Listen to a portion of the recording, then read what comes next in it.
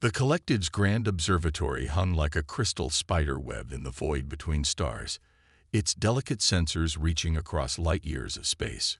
Within its central hub, first observer Xi-En stood motionless, their crystalline form refracting the light of distant stars as they processed the incoming data.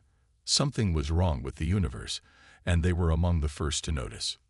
Anomaly detected in Sector 2187, announced the observatory's eye. Quantum variance exceeds known natural phenomena by several orders of magnitude. Xi-En's crystalline segments shifted, a sign of deep concern in their species.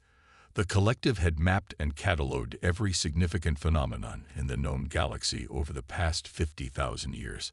Unknown variables were not supposed to exist. Display full spectrum analysis, they commanded. The observatory's holographic interface bloomed around them, filling the chamber with streams of data and three-dimensional models. The anomaly appeared as a void in space, a region where the fundamental laws of physics seemed to break down. Most troubling, Xi-En murmured. Contact the High Council immediately. Within hours, the collective's High Council assembled virtually, their consciousness projections gathering in the shared mindspace. Representatives from 1,000 species attended, from the energy beings of the Helios cluster to the machine intelligences of the Nexus array. All were members of the most advanced civilization in known space. All were deeply disturbed by what they were seeing. The anomaly is expanding, Xi-En reported, their consciousness projection highlighting the relevant data. It's consuming matter and energy at an exponential rate. At current progression, it will reach populated systems within 6 standard months. The Council erupted in a cascade of transmitted thoughts and emotions. Fear, confusion, and determination mingled in the shared consciousness. High Counselor Vexra, an ancient being of pure energy, brought order to the chaos. We have faced extinction-level threats before. Vexra's thoughts resonated.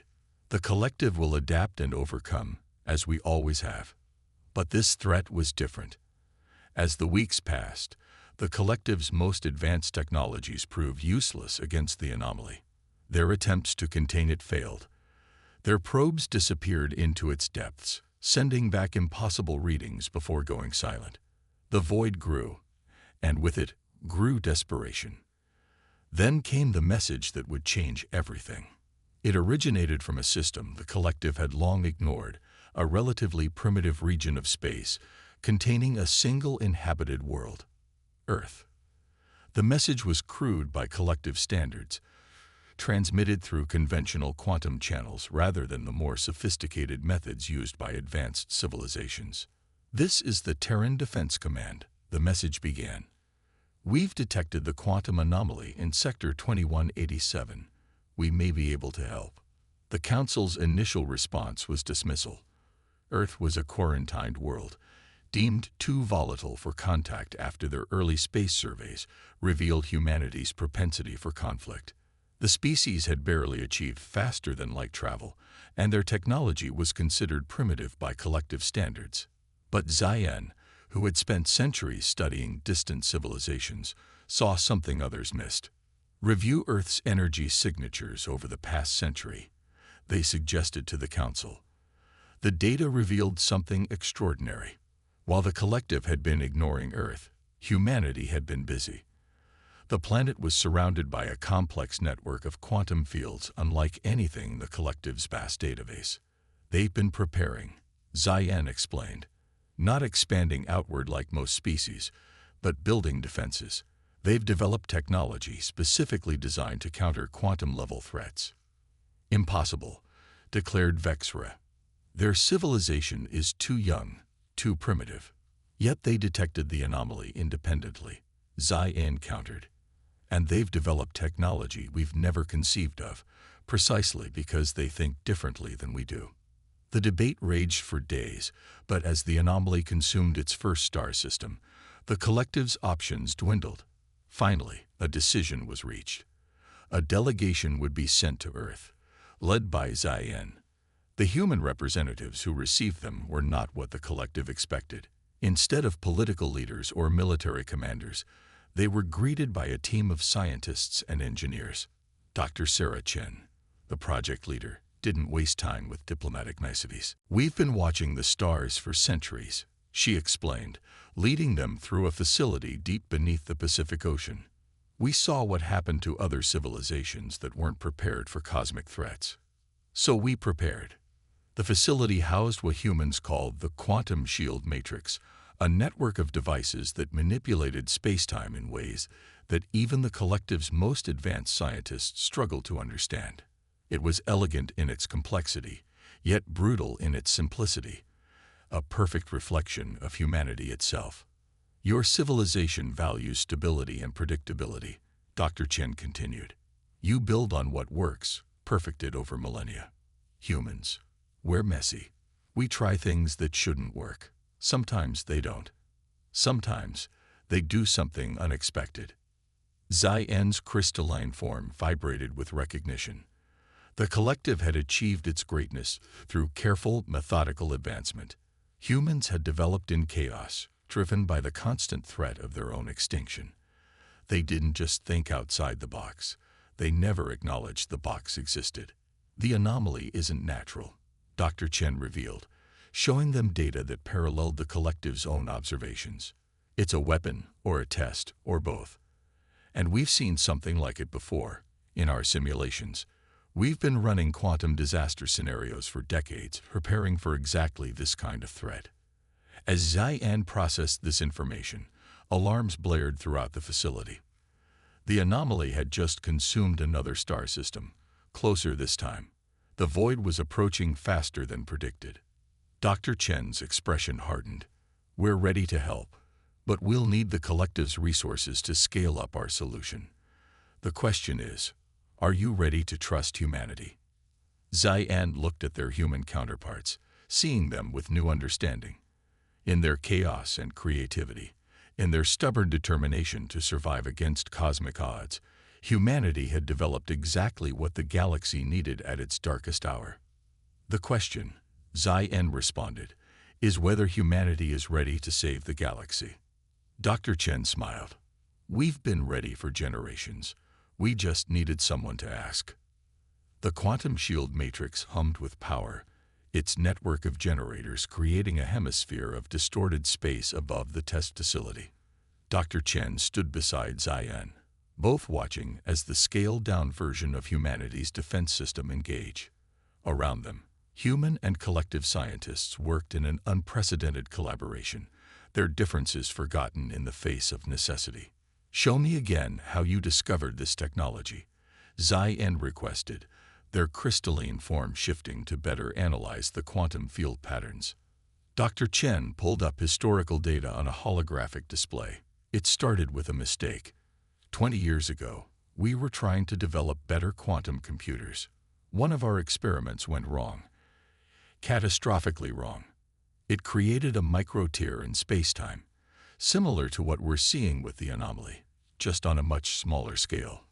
The display showed footage of the incident, a laboratory consumed by what appeared to be a localized version of the cosmic threat they now faced. But unlike the current crisis, this tear had been contained. "Instead of trying to prevent it from happening again, we learned to control it," she continued. "Humans have a habit of turning our disasters into advantages." Their discussion was interrupted by an urgent transmission from the collective's council. The anomaly had accelerated its expansion, defying all predicted models. 3 more star systems had vanished in the past hour alone. "It's adapting," Xian observed, their tone carrying the weight of horrifying realization. "The more it consumes, the more it learns." The human collective research team scrambled to analyze the new data.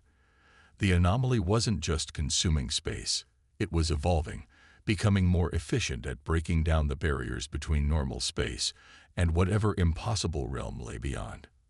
Admiral James Morrison, recently arrived from Earth's Defense Command, joined them at the Central Planning Hub. His weathered face showed the strain of sleepless nights, but his eyes remained sharp.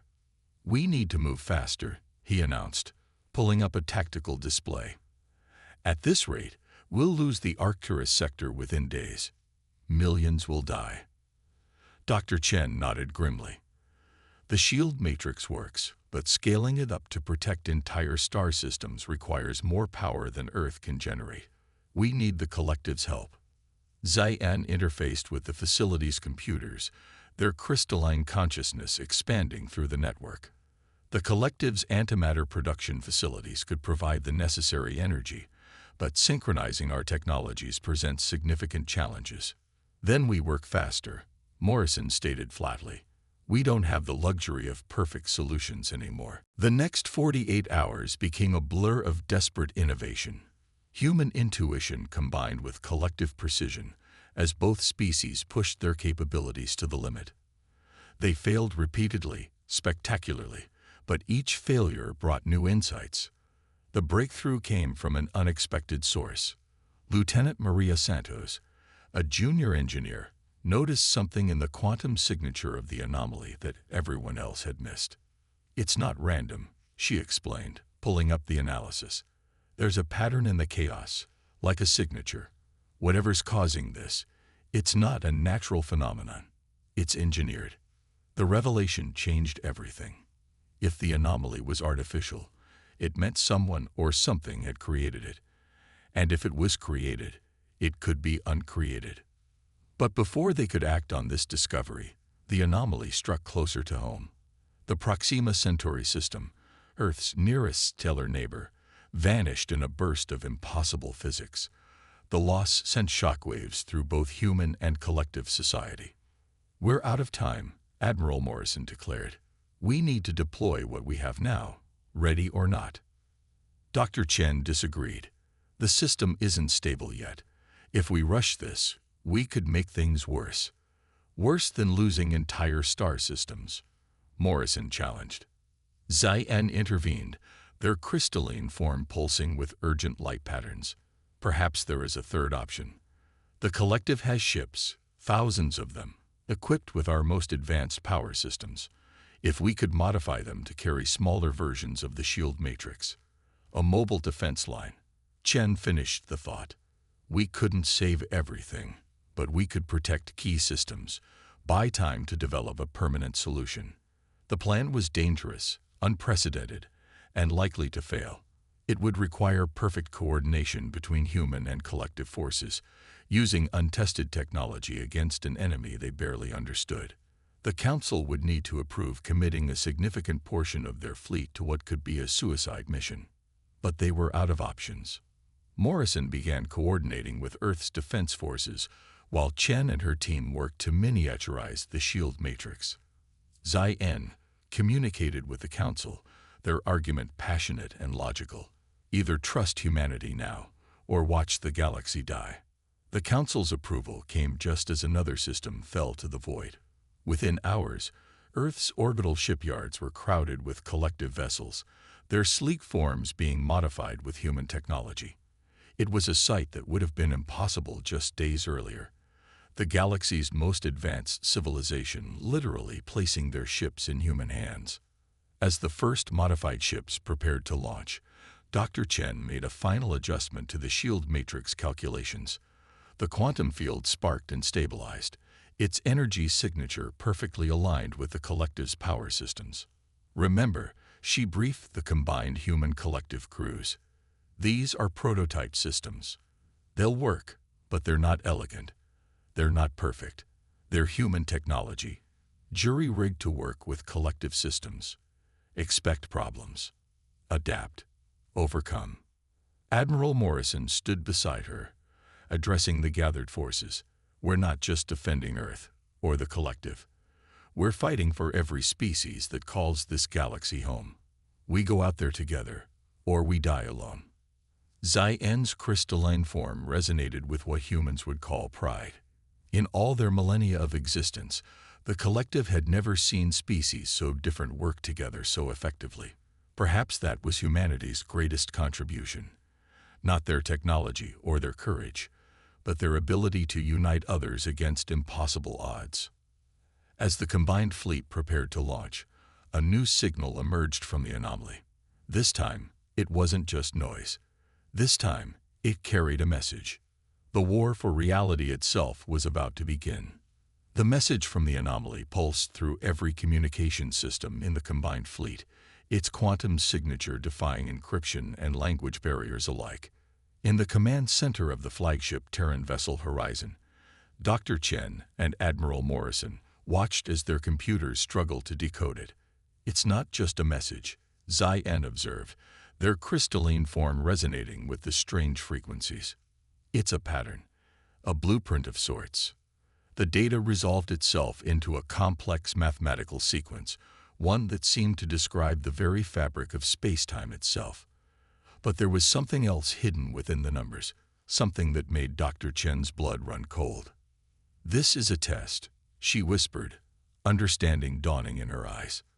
"The anomaly, it's not a weapon. It's an exam." The combined human collective fleet hung in space, their modified shields holding back the encroaching void. As Chen explained her theory, the pieces began falling into place. The anomaly's controlled expansion, its selective targeting of systems, the mathematical precision of its advances, it all pointed to a deliberate design. "Someone is testing the galaxy's species," Morrison concluded grimly, "seeing how we respond to an extinction-level threat." Xi-En's form pulsed with revelation. The precursors. It must be them. The name sent ripples of awe through the collective members present. The precursors were a mythical race, believed to have seeded the galaxy with life billions of years ago, before vanishing into legend. The collective had found traces of their technology, hints of their existence, but never anything concrete. Until now. "The message isn't just showing us what the anomaly is," Dr. Chen explained, her fingers flying over holographic controls. "It's showing us what they want us to become. This isn't just a test of survival. It's an evolution trial." The fleet's first major engagement with the anomaly came hours later. A dozen collective ships, equipped with modified shield matrices, formed a barrier between the void and the heavily populated Centauri cluster. The void struck with impossible force, its quantum tendrils probing the shields for weaknesses. "Hold formation," Morrison commanded as the ship's hulls groaned under the strain. "Divert all power to the shields." The human-designed quantum fields flickered and warped but held firm. For the first time since its appearance, the anomaly's advance was stopped. But the victory was short-lived. The void adapted, its attack pattern shifting to exploit microscopic fluctuations in the shield harmonics. 3 collective ships vanished in an instant, their crews lost to whatever impossible dimension lay beyond the barrier of normal space. "It's learning from us," Dr. Chen realized, analyzing the data streams. "Every defense we create, it studies and overcomes. We're not just fighting the void, we're teaching it." The revelation sparked an idea in Xi-En's crystalline consciousness. Then perhaps we should teach it something else. The plan that emerged was audacious, combining human ingenuity with collective precision in ways neither species had imagined possible. Instead of trying to block the anomaly, they would communicate with it on its own terms, through pure mathematics and quantum manipulation. Earth's quantum computers were reprogrammed to broadcast specific patterns, not to fight the void, but to speak to whatever intelligence lay behind it. The collective's vast knowledge banks provided the vocabulary. Mathematical concepts so advanced they bordered on philosophy. "We're not ready for this level of communication," one of the collective council members warned. "The precursor's technology is billions of years beyond our understanding." "Maybe that's the point," Morrison countered. "Maybe being ready isn't what matters. Maybe what matters is being willing to try." The combined fleet repositioned itself, forming a vast geometric pattern in space. Each ship became a node in a galaxy-spanning quantum network, their shield matrices synchronized to broadcast a unified message back to the void. The response was immediate and devastating. The anomaly's expansion accelerated exponentially, threatening to overwhelm their defenses. Ships began disappearing faster than they could adjust their shields. "Something's wrong," Chen shouted over the chaos of emergency alerts. "The pattern. It's not what we thought." Xi-En's analysis confirmed her fears. They hadn't just caught the precursor's attention. They'd triggered some kind of automated response system.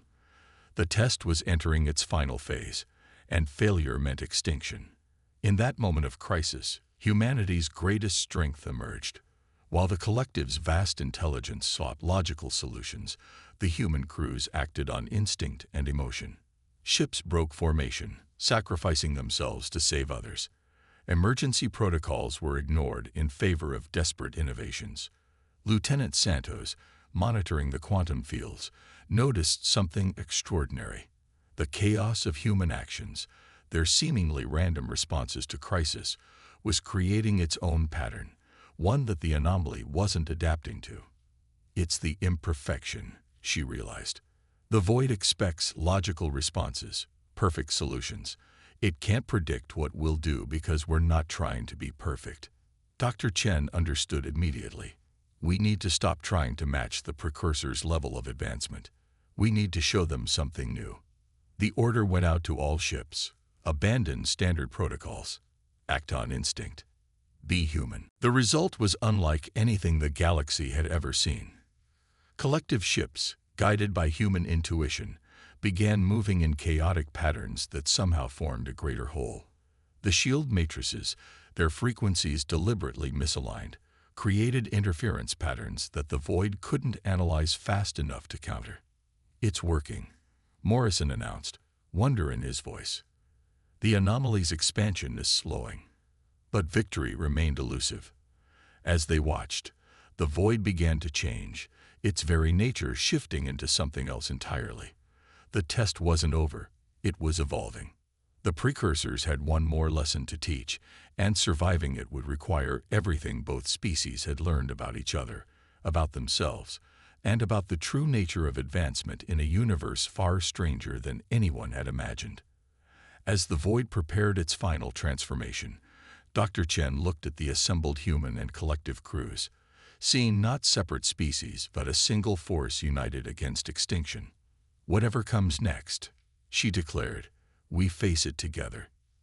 Xian's crystalline form resonated in agreement. Perhaps that was the real test all along. The void's transformation began with a burst of impossible light that rippled across space-time itself. On the bridge of the horizon, every sensor and measuring device overloaded simultaneously. When the readings stabilized, what they revealed defied comprehension. "The anomaly isn't just changing," Dr. Chen announced, her voice tight with awe and fear. "It's condensing. All that consumed matter and energy. It's taking shape." From the quantum chaos emerged a structure, if such a limited word could describe what they were witnessing. It was a vast geometric form that seemed to exist in more dimensions than human or collective minds could process, its surfaces reflecting not light but probability itself. "It's a computer," Xian realized, their crystalline form vibrating with recognition. "The most advanced computational system ever conceived." The combined fleet held position at a safe distance, their modified shields straining against the waves of quantum distortion emanating from the structure. As they watched, symbols began appearing across its impossibly angled surfaces, mathematical equations written in the language of the universe itself. Lieutenant Santos, who had been running continuous quantum analysis, suddenly straightened in her chair. "Those aren't just equations," she said. "They're questions. The precursors. They're asking us to solve them." Admiral Morrison leaned forward, studying the patterns. "The final test." "No," Dr. Chen corrected, understanding dawning in her eyes. "The first real conversation." The equations weren't just complex mathematical problems. They were concepts that challenged the very foundations of how both humans and the collective understood reality. Each solution would require combining the logical precision of collective thought with the intuitive leaps of human consciousness. "The precursors aren't testing our ability to survive," Xian explained, their crystalline segments shifting with excitement. "They're testing our ability to think in new ways." The next hours became a blur of desperate calculation and inspiration. Human quantum computers worked in parallel with collective consciousness cores, processing possibilities at speeds that would have been impossible just days earlier. Every solved equation revealed a piece of the precursor's message, and with each revelation, the true scope of their purpose became clear. "They're not gone," Dr. Chen announced as another piece fell into place. The precursors, they evolved beyond physical existence. This structure, these tests, they're looking for species ready to understand what they became. The structure's surface shifted, revealing new patterns. These weren't equations, but historical records, showing how the precursors had faced their own extinction-level crisis billions of years ago. Instead of trying to survive it, they had transcended it, becoming beings of pure information and energy. They seeded the galaxy with life, Morrison realized, hoping some species would eventually evolve to join them. But there was more. The record showed countless civilizations facing the same test over billions of years. Some had failed, their fear or aggression leading to their destruction. Others had survived, but weren't ready for transcendence. A few had passed only to find themselves unable to take the final step. No single species has ever succeeded, Zai-En observed. They all tried to face the challenge alone. The truth hit Dr. Chen like a physical force. That's what makes us different. We're not trying to solve this as separate species, humans, and the collective. We're working together, combining our strengths. The structure's response was immediate. Its surface rippled with new equations, but these were different. They weren't tests but instructions, a blueprint for something that would change the galaxy forever.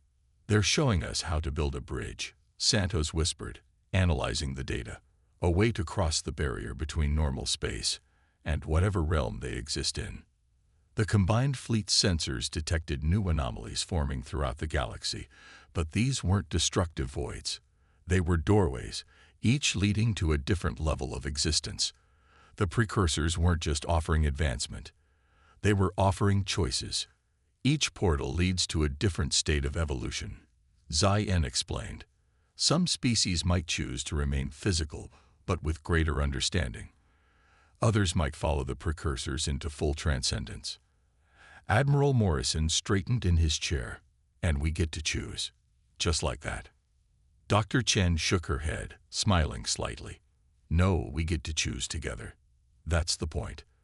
The precursors didn't just want species advanced enough to join them. They wanted species wise enough to know they shouldn't, make that choice alone. The structure began to pulse with new energy, its purpose nearly fulfilled. But as the combined fleet prepared to broadcast their response, a final message appeared. This one was different. Not a test or instruction, but a warning. The precursors weren't the only transcended species in the universe, and not all of them shared their benevolent intentions toward emerging civilizations. The real challenge wasn't just deciding humanity and the collective's next step in evolution. It was preparing to defend that choice against forces they couldn't yet comprehend. As Dr. Chen looked around at the united crews of humans and collective members, she saw not fear but determination.